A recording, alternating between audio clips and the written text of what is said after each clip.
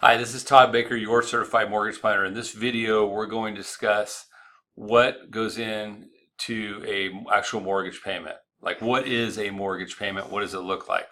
So let's start with this picture here. So when you're doing a mortgage, there's a term called PITI, and what it stands for is principal, interest, taxes, and insurance. So the actual mortgage itself is a principal and interest payment only.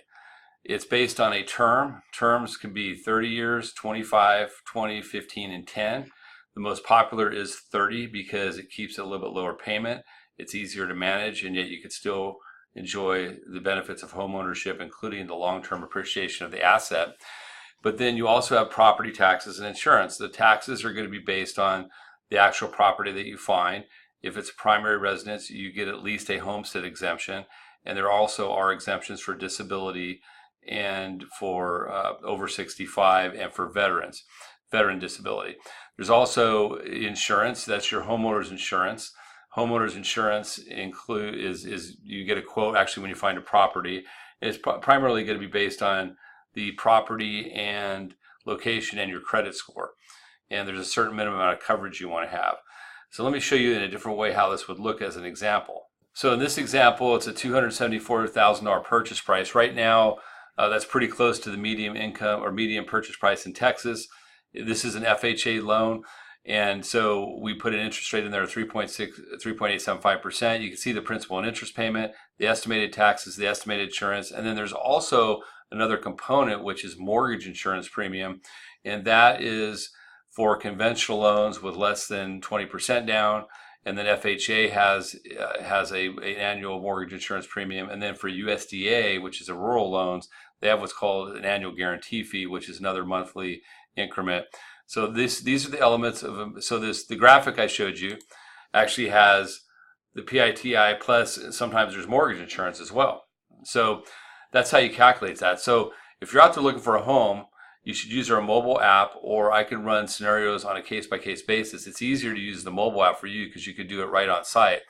But just so you know, when you're looking to pre-qualify, like what is a good payment? Like what's a good percentage? So what I could tell you is most people have a certain amount in mind of what they can afford per month. And it's going to vary depending on your stage of life. So what I found is if you're a first-time home buyer that's used to paying rent, that you typically want to keep your mortgage payment the same as your rent. And normally you're going to end up having to have a little bit higher mortgage payment. And that's okay, because with a mortgage payment, part of the payment, as you can see here in this example, each month goes to paying down the principal. So homeownership is like having your own 401k that you get to live in. That's why it's so important, because houses on average go up 3% per year in value, long-term average. And you can really rely upon that's a 100-year average in the most stable country in the world, the United States of America. You can rely upon, hey, I'm going to get about 3% average home appreciation. Plus, you can pay down the mortgage. So what I do as a certified mortgage planner, which is different than a loan officer, is go much deeper.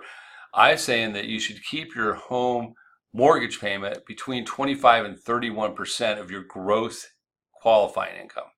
And if you do that, that will allow you to retain balance in your life, to have short-term emergency fund, long-term retirement planning, annual vacations, and balance in your life. So you can enjoy your life, but yet also be preparing short-term and long-term as you move forward with your financial plan.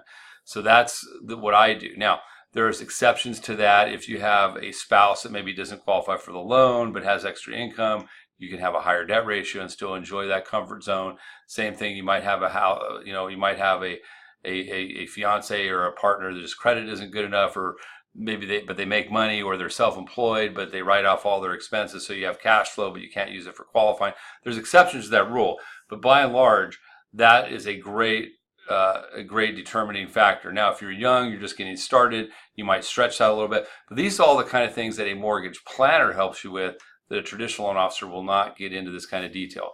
So that's a really good deep dive into what goes up to a mortgage payment. Hope you enjoyed this video, and please feel comfortable reaching out to me with any questions. Thanks so much and have a great day.